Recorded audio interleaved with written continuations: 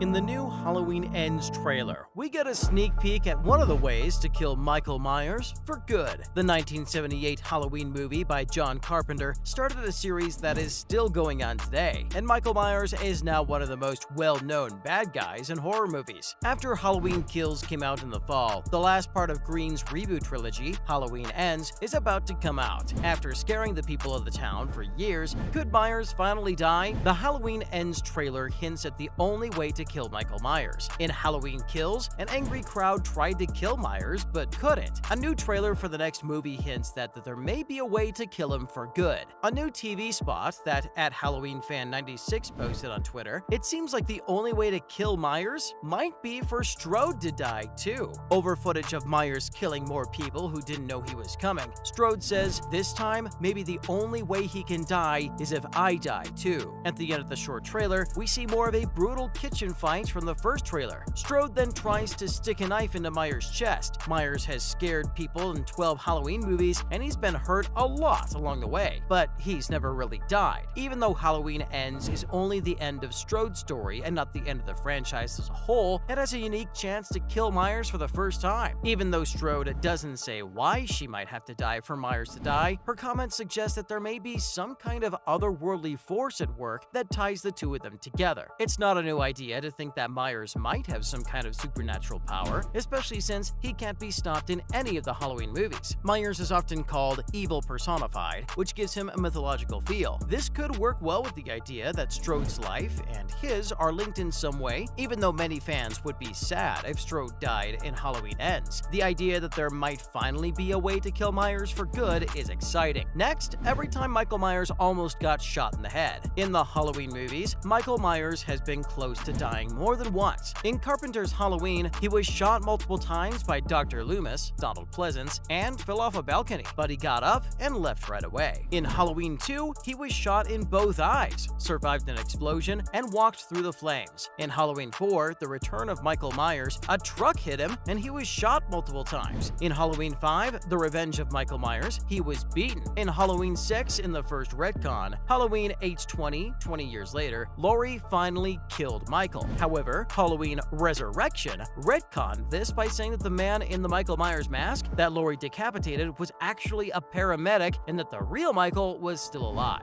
He was electrocuted and burned, but he came back to life at the end. In Rob Zombie's first remake of Halloween, Laurie, Scout Taylor Compton, was about to shoot Michael, but he grabbed her wrist and stopped her. In the second remake, Halloween 2, Laurie finally killed Michael by stabbing him, but she lost her mind in the process. Michael has also been very close to being killed with a shot to the head in the Halloween reboot trilogy, but someone has always stopped the characters from killing Michael Myers. In the 2018 Halloween movie, Deputy Frank Hawkins, Will Patton, ran over Michael and tried to shoot him, but Dr. Sartain, Haluk Bilginer, stopped by stabbing him and leaving him for dead. Halloween Kills showed a flashback to Halloween Night 1978, when Hawkins was about to shoot Michael but was stopped by Loomis. In the present day, Lee Brackett, Charles Cyphers, was going to shoot Michael in the head after the people Haddonfield beat, kicked, and shot him, but he got up again despite all the injuries he should have had. Halloween Ends must pay these near misses. In the Halloween reboot trilogy, the characters are very close to shooting Michael Myers in the head and killing him for good. It would be strange and disappointing if none of these hints came true in Halloween Ends. Given their history in different timelines and the fact that Michael killed Laurie's daughter Karen, Judy Greer, in Halloween Kills, it would be best if Laurie was the one who finally shot and killed Michael Myers. However, the reboot trilogy is set up so that Hawkins is the one who ends Michael's reign of terror in Haddonfield. As was already said, Hawkins came close to killing Michael twice, but Michael's doctor stopped him both times. It would be a satisfying ending if Hawkins was the one to pull the trigger. Given what happened in Halloween and Halloween Kills, it would also make sense if Laurie's granddaughter, Allison, Andy Matichik, was the one who killed Michael Myers. Michael not only scared Allison's grandmother, but he also killed her father, friends, boyfriend, and mother, so she could get her revenge. Even though Halloween Ends hints that Michael Myers will die at the end of his story arc, the story could take a different turn and instead confirm a theory that came up because of what happened in Halloween Kills. Michael Myers should have died after the mob beat, stabbed, and shot him multiple times. However, Michael coming back to life and killing everyone around him led to the idea that he was supernatural again. The Halloween series has already been down this road. The Halloween 6, The Cult of Thorn, was shown to be the cause of Michael's evil and immortality. This was changed in Halloween H20. If Michael Myers is really supernatural again, shooting him in the head won't kill him. How to get rid of him for good will depend on why he's supernatural. By the way, has Michael Myers ever spoken in the Halloween franchise? Halloween's Michael Myers has become a part of pop culture and is one of the most well-known killers in slasher movies. He's best known for the strange mask he wears, but the fact that he never speaks has also made him stand out. In the first Halloween movie, it's said that Michael Myers didn't say a word while he was at Smith's Grove. However, he did talk about killing Judith, so he's not mute. So Michael Myers has decided not to talk again, though viewers are still trying to figure out why. In David Gordon Green's Halloween, Dr. Sartain, Haluk Bilginer, confirmed that Michael had the physical ability to speak, but he didn't say why he didn't. Some theories about why Michael Myers hasn't talked since killing his sister are that it's part of the catatonia he made everyone think he had, while others, based on what happened in Halloween Kills, say he's still in shock over what happened in 1963 and he's still that little boy who killed his sister, so his selective mutism could be a lot more complicated than it seems. Others, however, believe that Michael's decision not to speak again is part of what makes him the personification of evil, since his actions speak much louder than his words. This is because Loomis said Michael Myers was the personification of evil more than once. Michael Myers has never spoken in any of the Halloween movies, except for the ones that Rob Zombie made. Zombie's Halloween spent more time with young Michael Myers, Dig Verge, after Judith was killed, and it was after he killed a nurse that he went deaf. The now-adult Michael said only one word as he killed Dr. Loomis, Malcolm McDowell: die. It remains to be seen if Halloween Ends will explain why Michael Myers hasn't talked since 1963, but it might be best to keep the mystery because it makes Michael even scarier and more dangerous. Lastly, as a bonus, why Michael Myers was called The Shape